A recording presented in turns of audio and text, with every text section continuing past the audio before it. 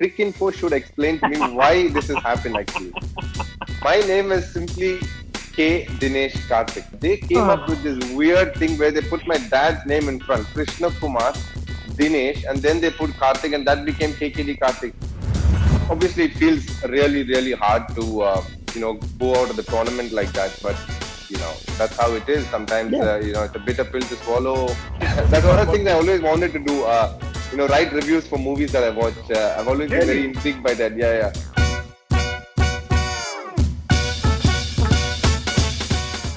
Okay, it's time for another ESPN Cricinfo one-on-one, our work from home edition. This is work for us. It's fun work to catch up with cricketers and see what's happening in their downtime. And I'm delighted Dinesh Karthik joins us now, a man who's worn many hats for India, many caps in the IPL, and the most recent hat was that of a baker. I mean, how did that turn out, Dinesh? Lockdown does this to you, I guess. Trying to venture into things that you haven't done before. So one of the things that I genuinely put an effort into because it was our pup's fourth birthday as well. So wanted to make a cake for her. So just helped Deepika in baking the cake actually. So it did come out well, but yes, it was a good experience. I'm trying to pick your words carefully here. Helped Deepika bake the cake, and it came out well. So, out of in the percentage, how much was your help? What was your contribution? About 25-30%, kneading the dough and all that. All right, fair enough. So, let me start with that. Of course, cricket is the least of our concerns in these times, but I hope you're safe and everyone at home is healthy and safe. Yes, as of now, everybody is safe. We are at home. We're trying to strictly adhere to whatever is told to us by the government. So, touch wood, things settle down and we can all do whatever we are good at. Yeah, yeah. I mean, the one thing that I'm noticing as the lockdown goes on and on is I'm keeping a keen eye to see whether there are any added pounds that I can see on the cricketers or the athletes. Has the fitness regime gone to the backside? But I don't see that with you at all. So fitness has No been added right up there, pounds, and you managing. no added pounds, but definitely a lot of added facial hair for sure. So, that's something that is growing and it's a bit hard to stop now. See, you'd rather have more of it than less of it because if you try a trim on your own, I mean, not everyone has a Mrs. Kohli to do that so with such intricate detail. So then Yeah, you I end up just mean, messing uh, it up completely. So I credit don't mind to your look. credit to Anushka actually. It was a pretty neat haircut for somebody doing it at home. She did a very neat job. Yeah, yeah, I know. Like I said, that now the problem is everyone thinks they're Anushka Sharma. So did my plus one, and then this is what happens. But anyway, let's keep that out though. But tell me a bit more about just how it's been to try and acclimatize yourself to training. Within these four walls, it's something that is new for an athlete. Definitely, I think everybody trying to be at their innovative best and the witty best to try and find ways to keep yourself fit. Because for a lot of the people out there, all they have is their own body. So trying to do a lot of exercises with your own body weight. So everybody's trying really hard. There's a lot of good content out there where you can watch and follow, and a lot of people are getting inspired by this and doing their best. But one thing for sure, you can see that the whole world is doing apart from the cooking and cleaning of the house, they're trying hard to also try and train and keep, which is a good it's a bit of a revolution in fact, that people are trying to do their best to try and stay fit. Yeah, I guess it's easier when you've got two professional athletes in the house, but then you can go and make bake cakes together also, and it doesn't add any pounds. So I guess that's just the privilege that all the years of hard work have given you. Let's talk about a few things that have been in the news last few days. Very interested to know about this conversation in cricket of the ICC and the lawmakers of the game considering legalizing ball tampering or changing the condition of the ball. We'll have to change the word suddenly if it becomes within the law to try and avoid saliva and use a substance that would not require any body contact, things like that. What's your first thought if that does come into the game, so as a cricketer? Definitely, I've always been of the belief that there should be a fair contest between the bat and the ball. I think in test cricket, in a few of the away conditions, like maybe England to an extent, at this point of time, in fact, I'm only able to think of England. I think the kind of conditions that New Zealand played against India recently, when there's a challenge between a bat and ball, I think it's always much better to watch. I think a lot of that is missing, especially in white ball cricket. So, you know, uh, in T20 cricket, the grounds are small, the wickets are flat. it becomes a hard place for the bowlers to be. So it's I don't know how much ball tampering, with external substances, if it's going to be allowed, then I don't know where the start is going to be and where they're going to stop it, because it's going to be really Hmm. hard to put an, stop to it. So they've got to handle the situation in a tricky manner. But yes, I am one for, trying to make a very even contest between bat and ball. I think, I've always believed that scores of 150 to 160 are very challenging ones. And if they can get wickets prepared in such a way that the bowler has a lot, and suppose there's a lot of turn there, or they give green wickets where the batsman finds it hard to slog, then it's far more challenging to play sport like that, and it's far more interesting also for the viewer, which is the most important thing. And Yeah, yeah. I believe if you can even the playground for both the skill sets, it'll be a great thing for cricket actually. The use of, say, a sweat or saliva versus the use of an artificial substance. That's something about Ashish Nehra saying there's no comparison. You need, if you want the ball to actually do something, you need to be able to use sweat and saliva. Just take me through what you know of that. Definitely, to get the ball to swing, you need to use sweat or saliva. I think when the ball gets older, sweat becomes more useful because it gets the ball to reverse. But when the ball is nice and shiny and new, you tend to use saliva, which has less salt content. So obviously, it helps in shining the ball, which in turn helps the ball to swing. So there is no doubt that you have to use one of the two. But in England, a lot of people use what's called Murray mints, and they add that to the saliva, and obviously that helps in turn, especially the Duke's ball, the leather that is there.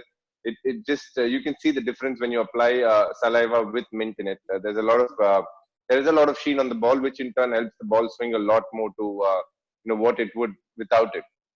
So definitely there is an added advantage, and that's why you see Test cricket in England is very very challenging. Apart from the wicket and the conditions, this is something that helps the swing as well.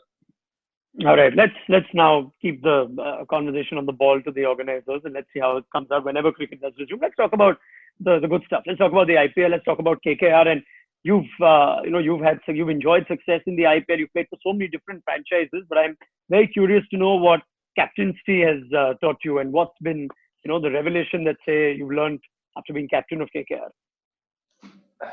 For me, when KKR handed me the captaincy, I thought it was a great moment in my life for me, because it is a massive franchisee, and it is in the top three franchises of IPL for sure, in terms of as a brand, as a team that's performed. So I was really honored and really happy, and I want to do something special for KKR, and that was there always at the bottom of my heart. The first year we did well. We almost made it to the final, but we lost in the in the in the semis. Though I thought it was a great season because we had a lot of young guys and we did our best to push forward the result. And the owners are outstanding. Shahrukh Juhi. I mean, even though I must admit that they've been as good as any owner has been. It is without doubt the best franchisee that I've played for. Our CEO, Mr. Venki Mysore, has been absolutely, enthralling in the sense that he's instilled so much knowledge and so much. There is so much that I've learned from him, and the time I've spent with the guys, I've formed some really close bonds in this being part of this team with a lot of the players, and it genuinely feels like I need to do something special. And trying to help this team cross the line, because they are a very special team, a lovely. It's a brilliant set of owners, players coming together, trying to achieve one common goal, and I'm just a small part in it, and I'm just trying to play my best. And I feel get emotional sometimes to talk about KKR, because Yeah. they're such a warm franchisee, and the least we could do is definitely go and cross the line for them and make sure we get the cup at least once, definitely. I love talking tactics T20 because it's just such a different ball game, especially in the IPL. Have you in any way felt like are you one of those that believes that the captain in a T20 game, or the leadership group in the T20 game, actually has a lot more to do than, say, other formats? The amount of data, the amount of the tactical news that's just growing with each year in the format. Definitely, I think if there is one format where a lot of tactics is used, not only during the game, even even after the season, in terms of trying to prepare for the auction, a lot of it is tactics. And this is one format which is completely bought into the idea of expanding the horizons in terms of tactics. And T20 gives you a lot of space to try and use those tactics that you try and prepare behind behind those. And IPL has been the biggest platform to showcase that it is a it is such a tactical game. The T20 has become, in terms of stats, in terms of the grounds played, in terms of the venues.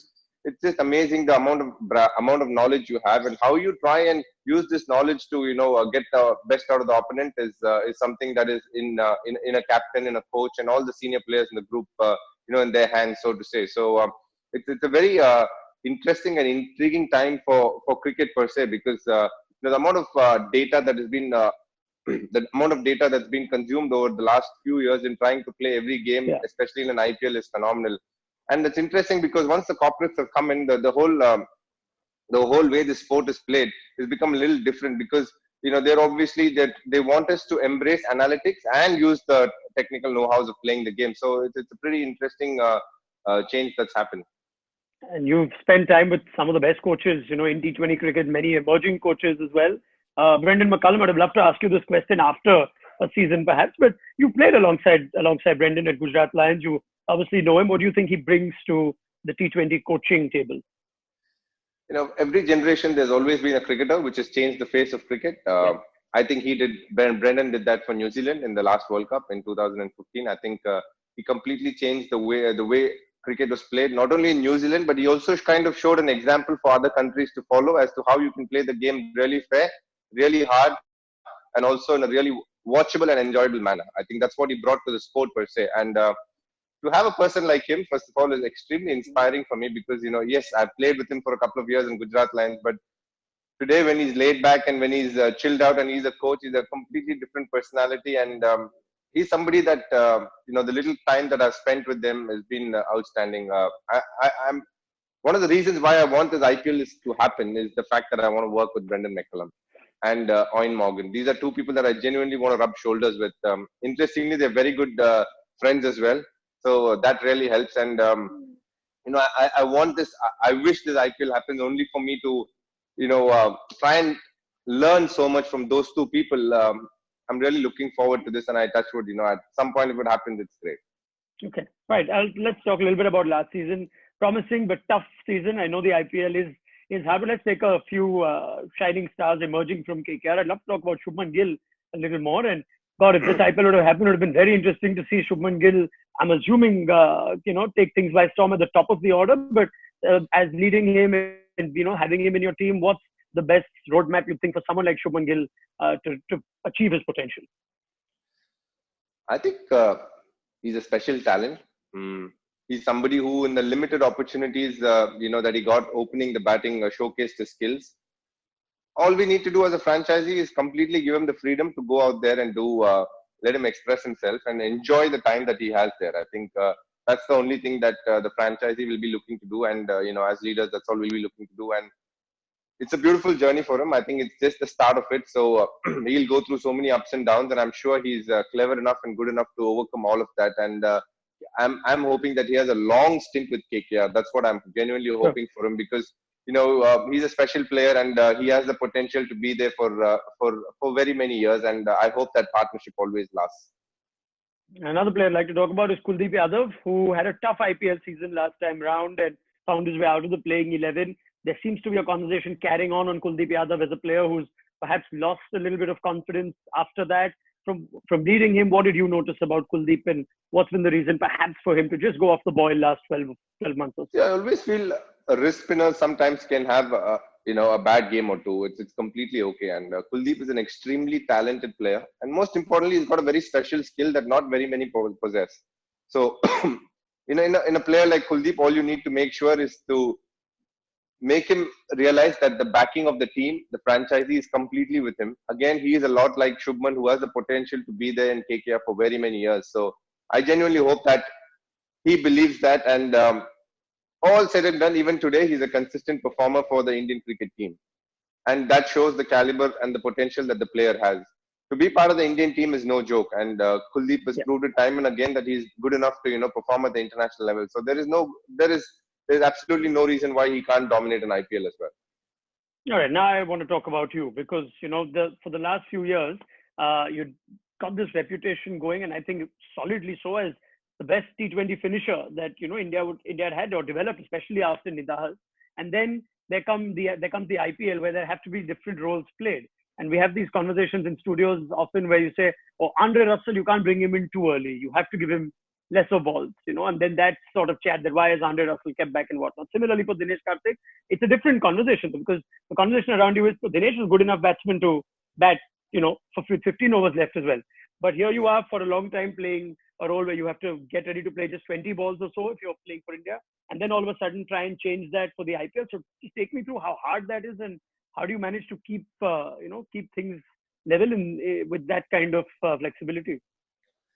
I think, with experience comes the adaptability as well. When you play X number of games, you realize you've played in various situations, and then you use that to to your convenience as and when the situation demands. I think as a player, over a period of time, one of the things that you do need to learn as a middle order batsman is the ability to bat anywhere between 3 and 7, maybe 8 as well sometimes. So the key is not to get attached to where you're batting. It's about which situation you're walking into every time and how can you do the best that you can for that situation. I think, again, T20 is evolved in such a way that it doesn't matter whether you're a 1-down batsman or a 2-down batsman. It's when you walk into a game, is it the 8th over? Is it the 11th over? What do you need to do? Is it the 14th over? So then according to those many overs left, you react to that situation and obviously, use your skill set to do the best that you can. Even so, you would think somewhere a batsman feels like, how that, I mean, this is perhaps a reflection of what the older batsmen used to think that, no, this is my position or this is my role. I prefer that role. If you take me out of it, it's not quite in my comfort zone. Is there a role that you see for yourself or is there a preferred position that you have for yourself in T20? I mean, I would like clarity in terms of where I would be batting pretty much consistently, but it doesn't matter if it changes here and there. I'm not too fussed about that. The key, as I said, is to use my experience, and one of my strengths is adaptability. So to use that to my advantage and try and do what I can the best in that situation. The other thing I think we've discussed, which puts you in a very exclusive club for Indian cricketers in T20 cricket, is the ability to hit fast bowling for 6, quality fast bowling for 6 immediately. I think a lot of Indian batsmen are used to taking the spinners on or the medium paces on, but that's something that we sort of discussed about you previously also. And I'm just trying to think of whether you worked in a particular way to get into that. How hard is it to be able to hit fast bowlers for 6 as soon as you're out there? And do you prepare in a different way in order to try and expert or master that skill? When I was young, I used to play for MRF in Chennai. That's a local club team, and they always, they still have what is called the MRF Pace Foundation, which consistently churns out bowlers. So, I've practiced a lot there. In my younger days, when I used to play for that club, I in turn I enjoyed playing a lot of the medium pacers there because the who's who used to come, from various countries actually, and then you also had the cream of India coming there and trying to hone their skills. So I've played a lot of fast bowling when I was young, and that has helped me over a period of time. So one of the things is I'm pretty comfortable playing fast bowling. It's not a it's not a deal breaker for me. So because I've been used to playing a certain amount of pace, what I have tried in turn to do is use that to my advantage and try and score against them whenever I've gone early. If I have the opportunity to attack early against the fast bowler, I've tried to use that to my advantage. So this is something that I've tactically been aware of and try and do my best when I get in. All right, let's extend the chat to the 2019 World Cup, and I'm delighted that I'm having a conversation with someone who was in that dressing room. I don't like to think about difficulties, but learnings. And that semi-final was difficult on so many of us to watch. But I've heard you say this on another platform too, that there was this feeling going around that India could be exposed, and it happened at the World Cup stage, the World Cup semi-final stage. Now that's something we certainly felt from the outside. But was it at all a feeling from within the team as well that okay, there is this chance that on a big day the top 2 or 3 might fail, and then what? See, I think we had such a strong World Cup. We genuinely believed we were going to go all the way. We had no doubts. It felt like we had no chinks in our armory as well because the openers were firing. Virat was in form. It was going beautifully. Though in the last 2-3 years, the only time any team has challenged us is when they've got 3 or 4 wickets up front. So, Yeah. it so happened that in the semi-finals that happened, and obviously it put the brakes on us. So be it. I think obviously losing the semi-finals still hurts because we were a team. We were well prepared. We had in the lead up to the World Cup. I think as a team led by Virat Kohli and the players that represented him, we had done something amazing. I mean, we beat South Africa 4-1. We went to Australia, beat Australia. We went to New Zealand and we beat New Zealand. And what more can you ask for? So, in the lead up to the tournament, huge credit to Virat Kohli and everybody in that team. I think we achieved some special things in the lead up to the tournament. And in the tournament, we were playing some special cricket. And, all the hopes were pinned Yeah. on us. And obviously, it feels really, really hard to, go out of the tournament like that. But, that's how it is. Sometimes, Yeah. it's a bitter pill to swallow. There's so many things. I mean, just the fact that it happened over 2 days. I don't know how many semifinals of a World Cup has happened over 2 days. So yeah, it was a little weird in that sense. So did that add to the anxiety or to the nerves or the irritation, if at all? That's how the semi-final played out. I mean, such a big thing. You just want it to happen with your adrenaline pumping and whatnot, and it just turned out to be a different tempo to that semi-final. Did Yeah, that in I any mean, way affect? definitely. I don't know how many World Cup semifinals have been played over 2 days. No. It's Yeah. these are so you bowl 50 overs, 46 overs, or whatever you bowl. You go back and you come back the next day and play. It's a little weird. I'd use the word weird. So yeah, I mean, the game was weird. Yes. You've established a great reputation at that time of being a finisher. And after that World Cup, selection calls were taken, and this obviously any cricketer is well versed with. But we always say, we've learned that you can't mix Test and ODI form. It looks like now that there should be a more greater emphasis on not mixing ODI and T20 form. If you ask me, then I'd say that you fell victim to a crossfire between trying to look at ODI form and then try and use the same to measure T20 form as well. I think you should still be in that T20 team, but perhaps on the basis of the ODI 50-over World Cup performance that changed. So you believe there is an emphasis required that T20 form and ODI form also can't be read together? Definitely. I think time has come when I'm sure you know the people in charge of picking teams will realize that every format needs to be looked at very, very separately. I think each format has its own strengths and weaknesses, and similarly, you don't need to necessarily mix formats. I think if a player is doing well in T20, there's no reason why why they need to drop him from another format. It's just a matter of trying to treat each format separately as people who pick a team. So I'm sure that these are things that is bound to happen and will start happening very, very soon. All right. So now let's go to some lighter stuff and some fun stuff now, shall we? And I've got a few questions that we've sourced through fans too, and this one's intriguing. Why has DK changed his name so often? There's KKD Karthik, KD Karthik, Dinesh Karthik with the different spelling, Kaarthick, and now there's just the normal Dinesh Karthik. This Karthick I can explain, but the rest of it, actually, I'm speaking to the right person. Cricinfo should explain to me why this has happened, actually. My name is simply K. Dinesh Karthik, or if you want to put my father's name right at the back, it can be Dinesh Karthik Krishna Kumar. They came up with this weird thing where they put my dad's name in front, Krishna Kumar, Dinesh, and then they put Karthik, and that became KKD Karthik. If there is one thing that I should do on the show is ask y'all, why did y'all end up doing this to me and create so You much should confusion?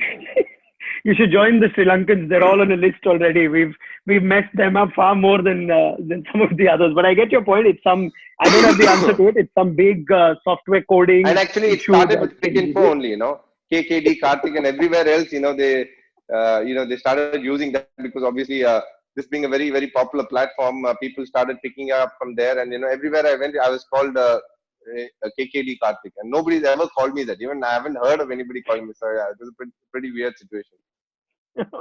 There's another one, which is all the coaches and mentors and influencers you've had through your career. There's Bharat Arun, there's Prasanna Aguram, there's Praveen Amre, Apurva Desai, and Abhishek Nair. You tell me about sort of who's had the biggest impact or influence on your career? The biggest impact definitely is Abhishek Nair because I think the last 4-5 years that I've spent with him has been as good as it can be. Um, though all the other people that I have practiced with and spent a lot of time with in trying to improve my game have all played different roles at different points in my life. So I have a lot of respect and love for all of them who have given their time and energy at different points of time for me to become better at my skill. At this point of time, I'm obviously working with Apurva and Abhishek Nair, and things are going okay. Okay. You're known to be someone who's always thinking and talking about the game intensely. How much cricket do you watch outside of Indian cricket? Are you one of those cricket buffs that read up or watch and watch all cricket no matter what? I'm pretty moody when it comes to that. There are times when I watch a lot of cricket. I would watch any game that's on screen. And then, I go through a phase where, like right now, I don't feel like watching cricket at all. I don't feel like doing anything much related to cricket at all. So, I'm completely off it. It's like a bit of a detox. So, yeah, I mean, I have these mood swings when I like to watch cricket and then I completely switch off and I watch other sports or I read and I do various other things, but not watch the sport. All right. What's keeping you busy, by the way, now, though? Is there a book you're reading at the moment that you'd recommend? No, I'm into. I've heard this. Some of the Korean films are fabulous. So I'm trying to get hold of Yeah. a few and trying to watch a few. Honestly. Did you manage to watch Parasite? Because that's the one that Yeah, obviously yeah, yeah, comes to yeah, yeah. mind first. Parasite. Yes. What did It's you come out make? on Amazon. Oscar worthy? Oscar worthy? I would love to know whether you liked it as much as the world did. And I think the Oscar obviously is a little controversial subject in the sense that a lot of people felt that because they wanted to give it to an Foreign film. Yeah. non-Hollywood I film, mean, they I wanted liked to it. give Good it. film. Yeah, I liked it. Good It's film. good, But but is it Oscar worthy? It's always up for debate, I guess. yeah. Even though it's not my place to say, I don't think I would have given it an Oscar. Let's put it that Yeah, way. we're just talking as complete fans now. We're free to take whatever liberties. We don't know anybody, anything. We That's one talk of the about things I always wanted to do. Write reviews for movies that I watch. I've always been very really. intrigued by that. Yeah, yeah. Two things: wanted to write movie reviews and wanted to do car reviews. So these are two things that I've always been very intrigued by. But let's see. In time when I do it as a hobby, it'll be fun, I guess. Yeah, engineering tends to breed creative passions. So I Yeah, I think think you're one of those. people who become engineers are pretty frustrated at the end of it that they start reeling into other passions. Thanks so much, Dinesh Karthik, That's for it. talking to us on ESPN Cricinfo One-on-One. Thank you so much, Ronak. Thank you.